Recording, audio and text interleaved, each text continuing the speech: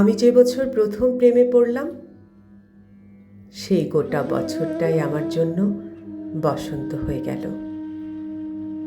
আমি ফুল তুললাম, ঘ্রাণ নিলাম, ফুলকে এমন রূপে পেয়ে তাকে খুব করে ছুঁয়ে দিলাম। এরপর সেই গোটা বছর যেতে না যেতেই নেমে এলো বর্ষা। সেই যে বর্ষণ আজও থামল না। সব কিছু ভেঙে চুরে গেছে। আমি কেবল বাঁধটা বাঁচানোর চেষ্টা করে যাচ্ছি ক্রমাগত।